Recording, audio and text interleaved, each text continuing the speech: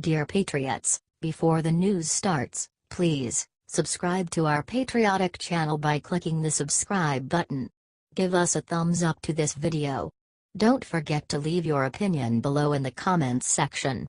Share the news on Facebook and Twitter so your friends see it. Thank you. Last night Trump met with his team and made a video about Hurricane Irma Americans need to see. President Trump called together a meeting of his cabinet at Camp David last night with one very important issue to discuss: Hurricane Irma. This hurricane has already displaced basically the entire state of Florida, and the president knows action must be taken. Clearly, the president is hard at work doing his best to resolve the upcoming problems before they even start. He is mobilizing the National Guard to help out. He is considering a larger funds package for hurricane relief.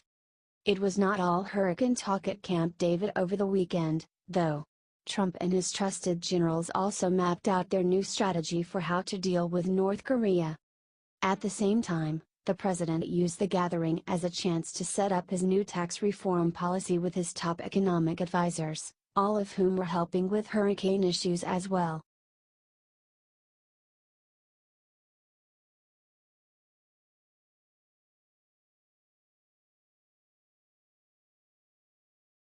Oh hell no! North Korea's sick new personal attack on Nikki Haley will make blood boil. British Prime Minister Winston Churchill once said, "You have enemies? Good. That means you've stood up for something, sometime in your life." It looks like that saying just came true for U.S. Ambassador to the UN Nikki Haley. North Korean state media Korean Central News Agency just lambasted Haley in response to her comments at the UN earlier this week, in which she condemned the Hermit Kingdom's latest nuclear test and proposed new sanctions on the country, including an oil embargo. The news station called her a prostitute and added, "She is crazily swishing her skirt, playing the flagship role in Trump administration's hideous sanctions and pressure racket." A threat to the U.S. followed fault with, "Nikki should be careful with her tongue, though she might be a blind fool. The U.S. administration will have to pay a dear price for her tongue lashing." Wow. Nikki Haley a prostitute? Although this isn't even close to the worst thing North Korea has done, this just goes to show the level of depravity and incivility they're willing to sink to. It's also one more example of how difficult they are going to be to negotiate with. For her part, Nikki Haley took it all in stride, not releasing any public statement or acknowledging North Korea's sick, sexist insult. Nikki Haley is an incredible fighter and has been doing amazing work at the UN so far this year. It is so hard to see her insulted by the likes of Kim Jong-un, but it's all the more reason to be proud of the work she's doing. Let's show our girl at the UN some support by sharing this 10,000 times. HT The Independent.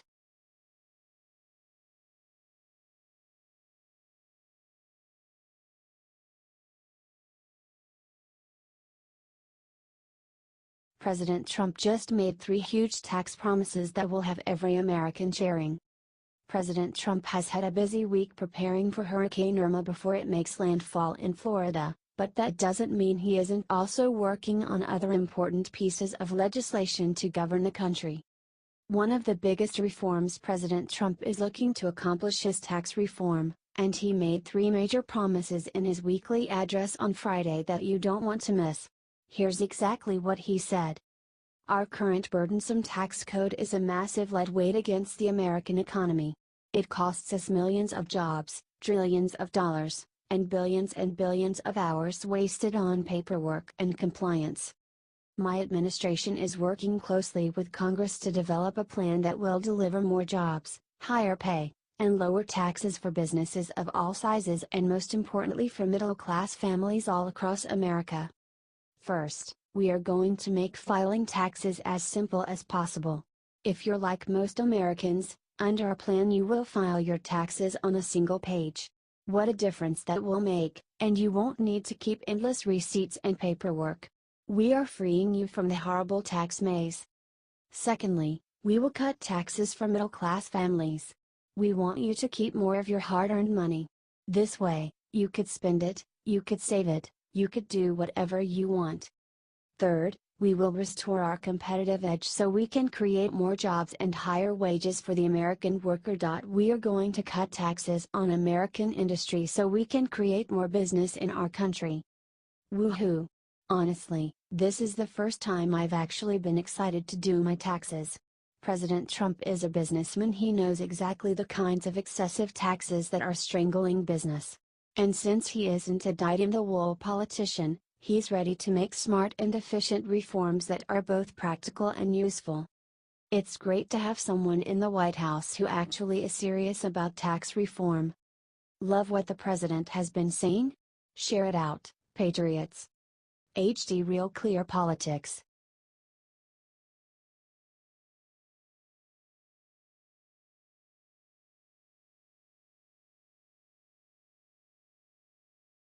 Oh my God, Al Sharpton's daughter was just arrested for violent attack that will make blood boil.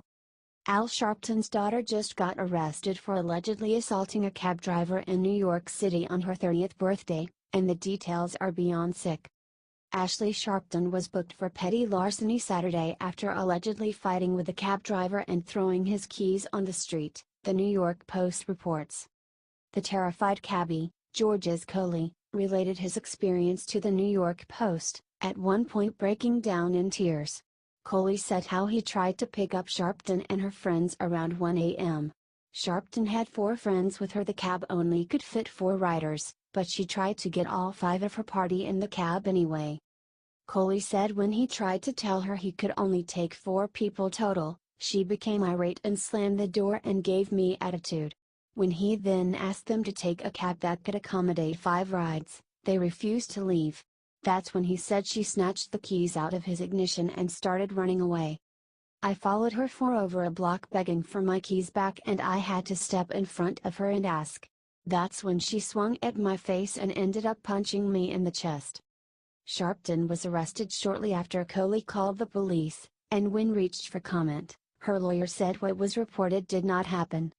Wonder how proud he'll be after he hears about this? HT New York Post.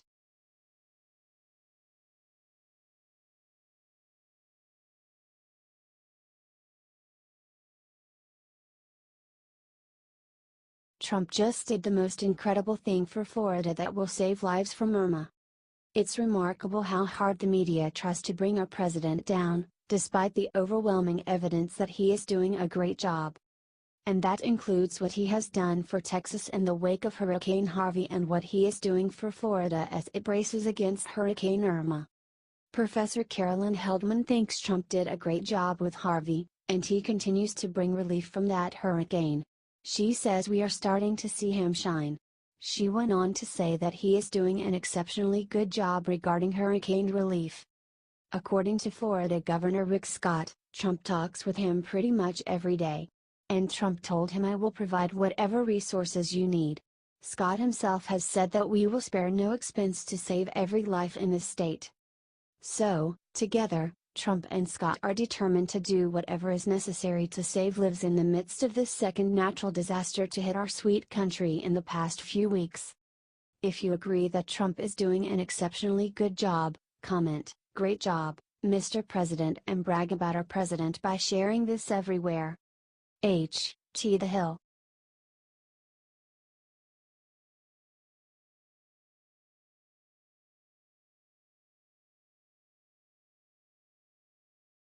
Hallelujah! President Trump just did something incredible for churches hit by hurricane. President Trump is a tough leader, but the hurricane disaster relief has brought his compassion to the fore and is even impressing some of his critics. On Thursday, the president threw his support behind churches struggling to get disaster relief money from the Federal Emergency Management Agency, FEMA. 3 Texan churches filed a federal lawsuit this week to get access to those funds after being damaged in the storm. The lawsuit alleges they are not getting a fair shake from FEMA, claiming the agency categorically excludes houses of worship from equal access to disaster relief grants because of their religious status. One of the churches damaged by Harvey, the Highway Tabernacle, had been a FEMA shelter and operations point, preparing over 8,000 meals for those affected by the storm. Republican Senator Ben Sasse also got behind the churches, writing a letter to FEMA administration broke long condemning possible discrimination against churches. It sends the message that communities of worship aren't welcome to participate fully in public life. It reduces the facilities and volunteer time, talent, and effort available to support the border community. For its part, FEMA told The Hill that religious organizations that assisted the relief effort could be eligible for funds, saying, "Any private nonprofit, plug-and-play, organization, including a religious organization that provides eligible services may be eligible for federal assistance under FEMA's Public Assistance Program, PA, to help restore its facilities and equipment." Note that this is only if churches provide disaster relief services. There were no comments reported for churches receiving aid if they were not a part of the relief effort, if they were too damaged to help, for instance. President Trump's support of this issue is a great sign for faith-based institutions, and will hopefully go a long way in bringing about legislative change that can help these important pillars of every community. H.T. The Hill.